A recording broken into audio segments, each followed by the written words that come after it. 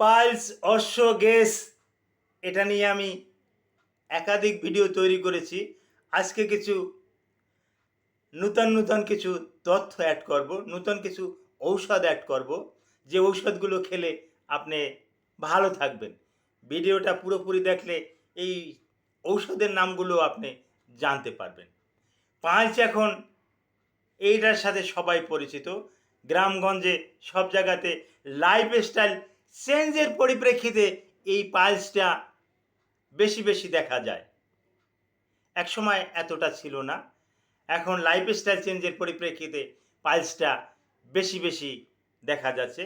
পাইলসের এক একটা এলাকায় এক এক রকমের নাম। কোনো এলাকায় পাইলস নামেও চিনে। পাইলস, হ্যাঁ, বইয়ের একটা ভাষা। কোনো জায়গায় অশ্ব বলে, হ্যাঁ, অশ্বটাও বইয়ের একটা ভাষা। কোথাও ওরিশ বলে, কোথাও কম্বল বলে। এরকমের নানা জায়গাতে নানান নামে আর কি চিনেন। তো আমরা চিকিৎসকরা কিন্তু এটাকে হেমোরয়েডাল ডিসঅর্ডার বলে থাকি। নামটা আবার মনে রাখুন, haemorrhoidal disorder, that means piles, অর্থাৎ রেকটাল প্রবলেম। তো এই রেকটাল সমস্যাটা কিন্তু এখন কিন্তু আগের তুলনায় অনেক বেড়ে গেছে। এ ব্যাপারে আলোচনা করছি, আলোচনাটি মনোযোগ সহকারে শুনুন। আসসালামু আলাইকুম রহমতুল্লাহি ওবারাকাতুহু। আমি ডাক্তার মীর শহীদুল ইসলাম। আমার চেম্বার শুভেচ্ছা 255, ঐতিহ্যবাহী শেখ ঘাট, সিলেট। গুগলে গিয়ে ডাক্তার মীর শহীদুল ইসলাম কথাটি লিখে সার্চ দিলে আপনি আমার সম্পর্কে বিস্তারিত তথ্য পেয়ে যাবেন। জি দর্শক শ্রোতা, আলোচনা করব পাইলস নিয়ে। পাইলস পায়ুপথের একটা রোগ। পায়ুপথ বলতে আমরা কি বুঝি, পাইলস বলতে আমরা কি বুঝি? আচ্ছা, আপনাদেরকে সংক্ষেপে বুঝাই।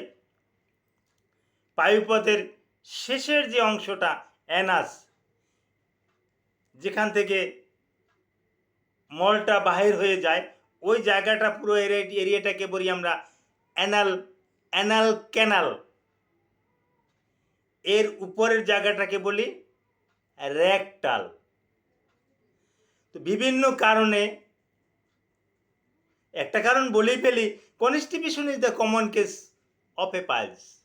কোষ্ঠকাঠিন্যই কিন্তু পাইলসের একটা বড় সমস্যা। আবার কিন্তু loose motion, cholera or diarrhoea is common case of haemorrhoidal disorder. এখন বলতে পারেন, স্যার আপনি একটু আগে বললেন কনস্টিপেশন বা কোষ্ঠকাঠিন্য পাইলসের একটা সমস্যা, আবার বলতেছেন পাতলা পায়খানা, chronic dysentery, chronic diarrhoea, cholera, এগুলো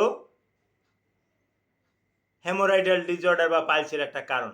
হ্যাঁ, এই সবগুলোতেই রেকটালে এগিয়ে কিন্তু প্রেশারটা দেয়, যার পরিপ্রেক্ষিতে এই রেকটালেই এই সমস্যাটা হয়।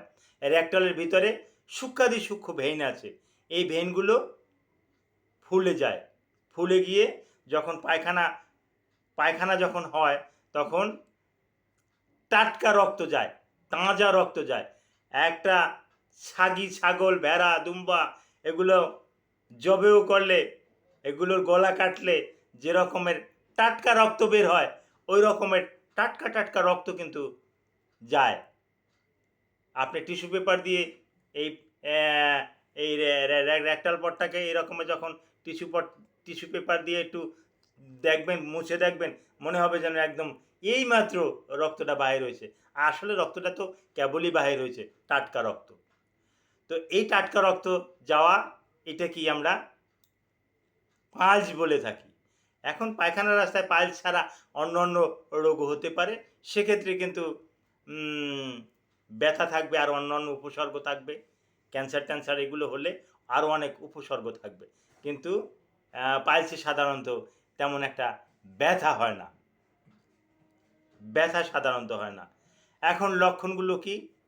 পায়খানার রাস্তা ফুলে যাবে, পায়খানার রাস্তা চুলকাবে, পায়খানার রাস্তা এরকমের আশেপাশে চুলকাবে, পায়খানার রাস্তায় আলসার হবে। লক্ষণগুলো মনে রাখুন, আলসার হবে, পায়খানা করলে রক্ত যাবে, পায়খানা করতে ভয় পাবে, মনে হবে যেন পায়খানা করলেই তো এ রক্ত যাওয়া শুরু হয়ে যাবে, যার জন্য রোগী পায়খানা করতে চায় না। এরকমের সমস্যা দেখা যায়। পায়খানার রাস্তার আশেপাশে তরল বা পিচ্ছিল কিছু লেগে থাকে, তরল বের হয়ে যায়। পায়খানা করার পর শৌচ করার পরও কিছু সময় পর আবার দেখা যায় আবার তরল এসে পায়খানার রাস্তা ভরে গেছে। এই রকমের সমস্যাগুলো নিয়ে রোগীরা আমাদের কাছে এসে থাকেন। তো এই সমস্যাগুলো নিয়ে আসলে এর চিকিৎসা কী? পাইলসের সাধারণত 4টা ধাপ আছে: first degree, second degree, third degree, fourth degree. First, second, third এই 3টে ডিগ্রিতে ঔষধ দিয়ে চিকিৎসা করা কিন্তু সম্ভব হয়। কিন্তু ফোর্থ ডিগ্রিতে এই পায়খানার রাস্তাটা নিজে নিজে আর বাহির হয়ে গেলে এটা নিজে নিজে আর ঢুকতে পারে না, সেক্ষেত্রে কিন্তু এটা একটা অপারেশন। এই অপারেশনটা, এটাও অপারেশন বলাটাও ভুল, এটা একটা প্রসেস, লঙ্গ প্রসেস। প্রসেসটার নামই লঙ্গ প্রসেস। এই লঙ্গ প্রসেসের মাধ্যমে এই পাইলসটা কিন্তু একদম কেটে নিয়ে আসা হয়। কিন্তু এখানে কিন্তু কোনো ব্লেড বা কোনো চাকু টাকু কিন্তু কিছু ব্যবহার করে না।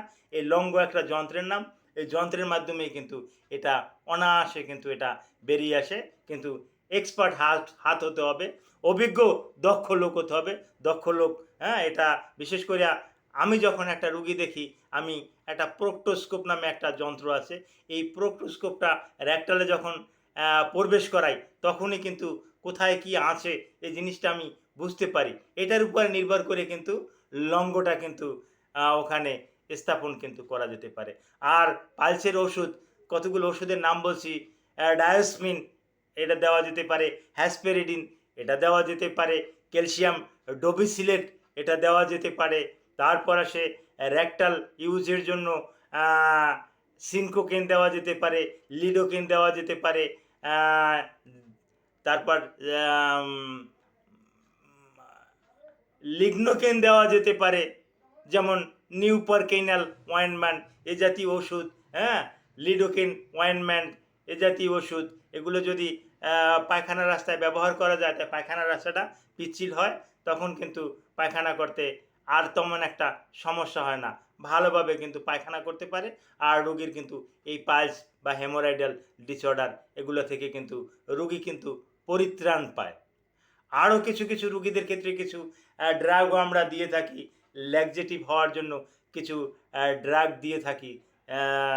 এগুলোর ভিতরে যেমন সেলুলোজ, ল্যাকটোলোজ, ক্যালসিয়াম স্যানোসাইড, বিসাকোডাইল এ জাতীয়, মিল্ক অফ ম্যাগনেসিয়াম হাইড্রোক্সাইড, এগুলো কিন্তু রুগীকে আমরা আনুষঙ্গিক হিসাবে দিয়ে থাকি। Thank you all.